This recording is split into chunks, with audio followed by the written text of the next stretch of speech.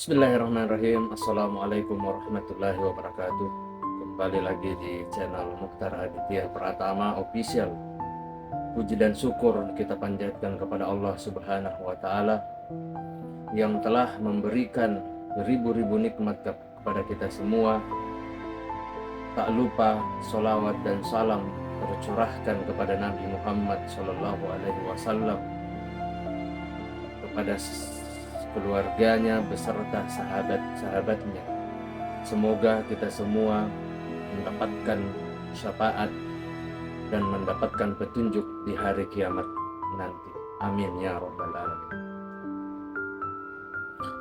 Baik, di kesempatan yang mulia ini saya akan menceritakan sebuah kisah di mana yang berjudul Kisah Sakratul Maut Rasulullah Sallallahu Alaihi Wasallam yang tetap ingat dengan umatnya. Sahabat yang beriman dimanapun berada, semoga kita selalu dalam lindungan Allah Subhanahu wa Ta'ala. Tiap makhluk yang bernyawa juga akan melewati sakratul maut. Peristiwa ini juga dialami oleh Rasulullah Sallallahu Alaihi Wasallam saat didatangi oleh malaikat maut yang mengabarkan hendak mencabut nyawa beliau.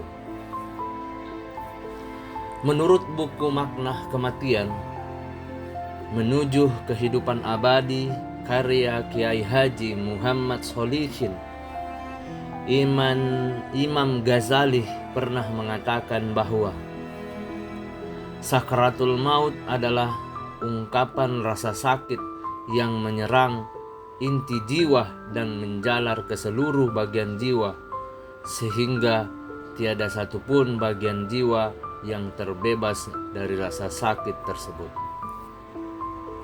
Sahabat yang beriman dimanapun berada,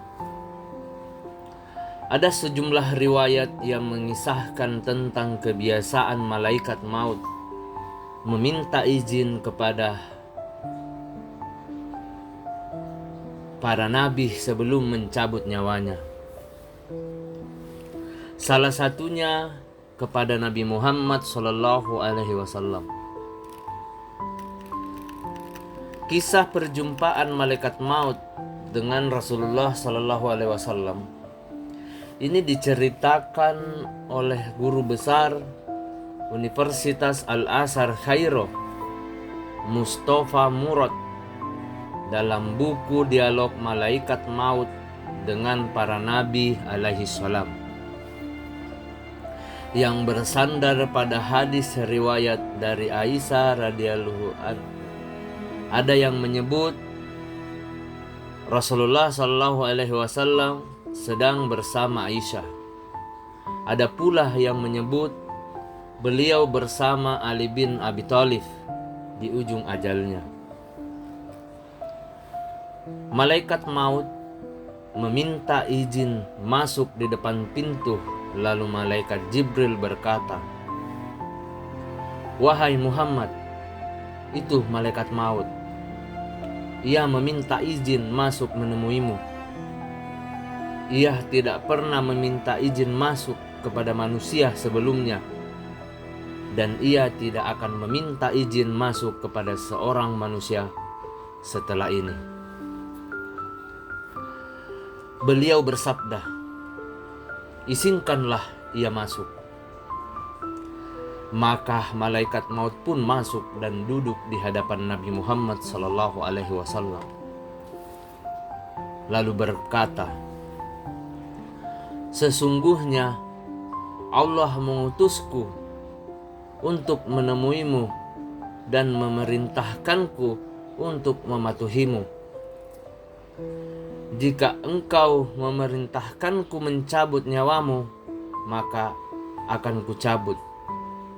Jika engkau tidak suka, maka akan kutinggalkan." Sahabat yang beriman dimanapun berada, beliau bertanya, "Engkau akan melakukannya, wahai malaikat maut?" Malaikat maut menjawab, "Ya, itulah yang diperintahkan kepadaku."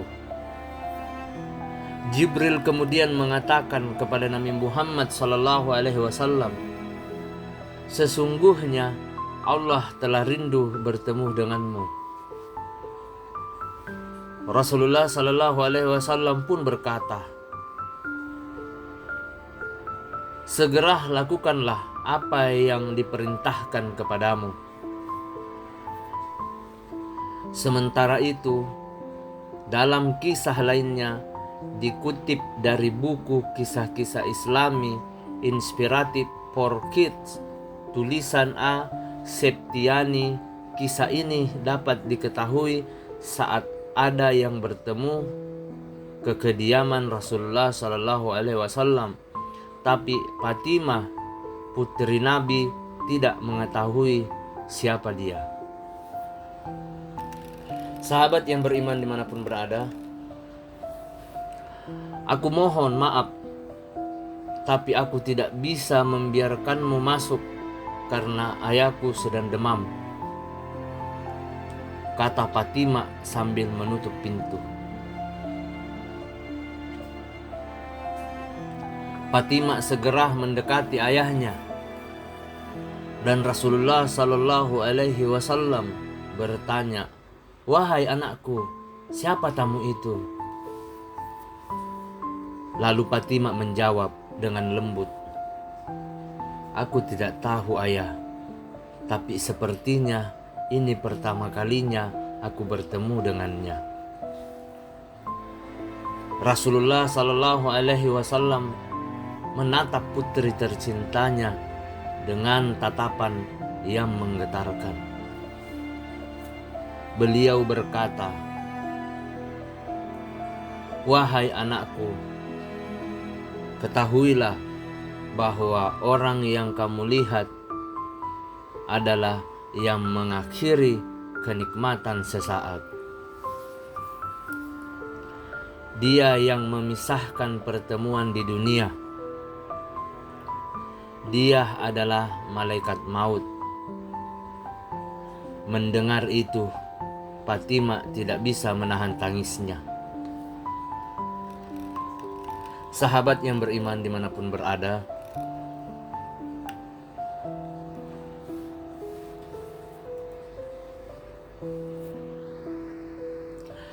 kemudian malaikat maut mendekati Rasulullah SAW karena Rasulullah SAW menanyakan keberadaan malaikat Jibril. Malaikat maut memanggil malaikat Jibril untuk menemui Rasulullah SAW. Rasulullah SAW bertanya,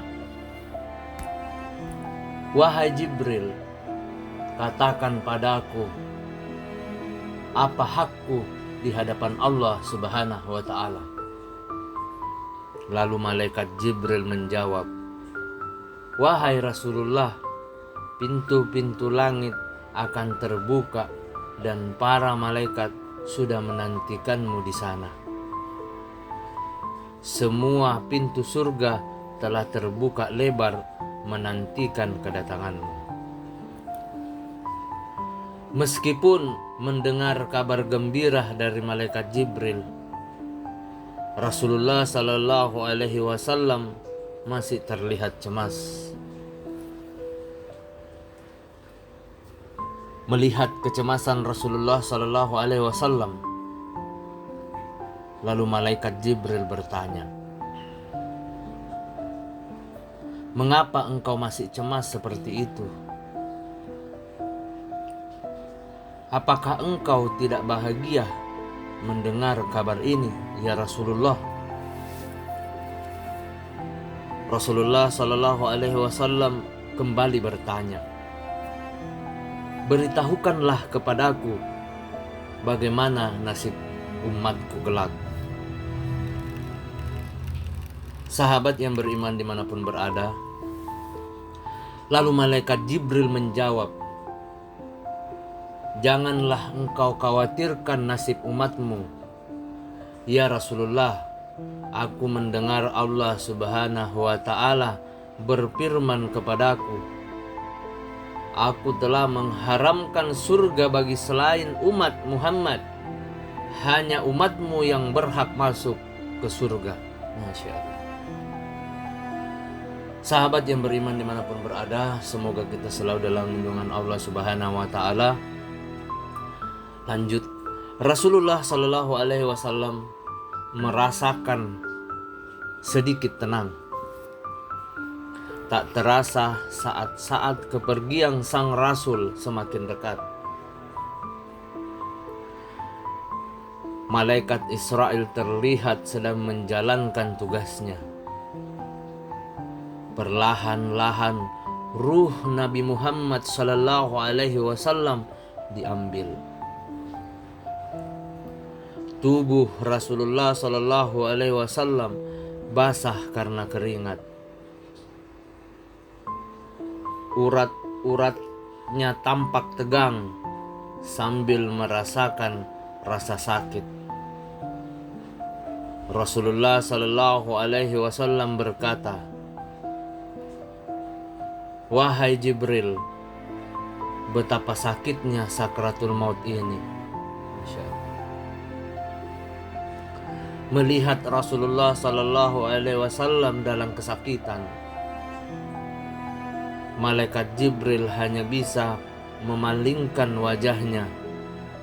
Ia sama sekali tidak tega melihat Rasulullah Sallallahu Alaihi Wasallam dalam penderitaan seperti itu. Wahai malaikat Jibril, apakah engkau merasa jijik melihatku sehingga kau memalingkan wajahmu?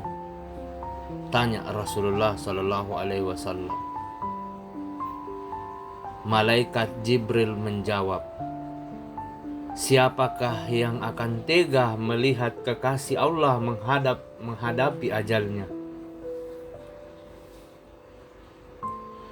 Dikutip dari kitab Maraqi Al-Ubadiyah karya Syekh Nawawi Al-Bantani, hingga di saat menjelang akhir hayatnya, sang penghulu Rasulullah itu tetap memikirkan nasib umatnya. Bahkan ketika merasakan dahsyatnya rasa sakit sakratul maut, Rasulullah Sallallahu Alaihi Wasallam masih sempat berdoa untuk keselamatan umatnya. Ya Allah, dahsyat sekali maut ini. Timpakan saja semua siksa maut ini kepadaku. Jangan pernah engkau timpakan kepada umatku. Itu doa Nabi Muhammad Sallallahu Alaihi Wasallam. Sahabat yang beriman dimanapun berada, semoga kita selalu dalam lindungan Allah Subhanahu wa Ta'ala. Kemudian tubuh Rasulullah Sallallahu Alaihi Wasallam semakin dingin. Bibirnya bergetar seolah ingin mengucapkan sesuatu. Ali bin Abi Thalib mendekati beliau, dan Rasulullah Sallallahu Alaihi Wasallam berbisik,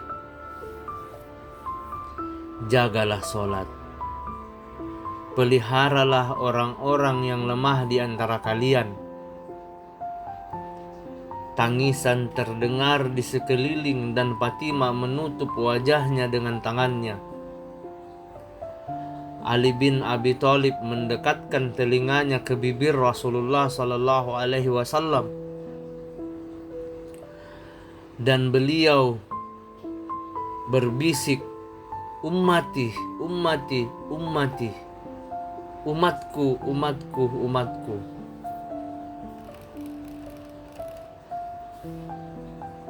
Sahabat yang beriman dimanapun berada, semoga kita selalu dalam lindungan Allah Subhanahu wa Ta'ala. Amin ya rabbal alamin. Rasulullah Sallallahu Alaihi Wasallam pun wafat pada Senin 12 Rabiul Awal tahun 11 Hijriah. Duka itu menyelimuti umat Islam di Madinah, hingga kesedihan mendalam bagi para sahabat seperti Umar bin Khattab, dan Abu Bakar As-Siddiq.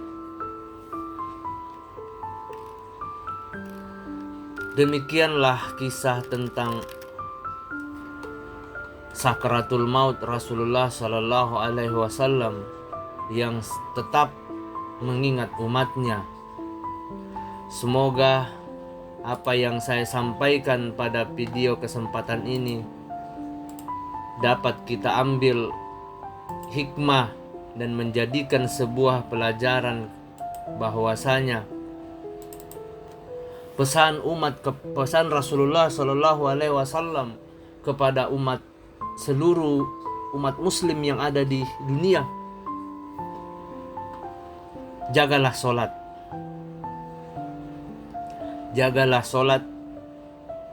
dan jagalah solat. Demikian kisah yang dapat saya sampaikan. Mohon maaf apabila ada salah kata ataupun ucapan dalam video ini. Kebaikan datang dari Allah Subhanahu wa Ta'ala, dan kesalahan datang dari saya pribadi selaku manusia biasa yang tidak pernah luput akan kesalahan. Akhir kata, subhanallahumma wa bihamdika asyhadu an la ilaha illa anta astaghfiruka wa atubu ilaik. Wassalamualaikum warahmatullahi wabarakatuh.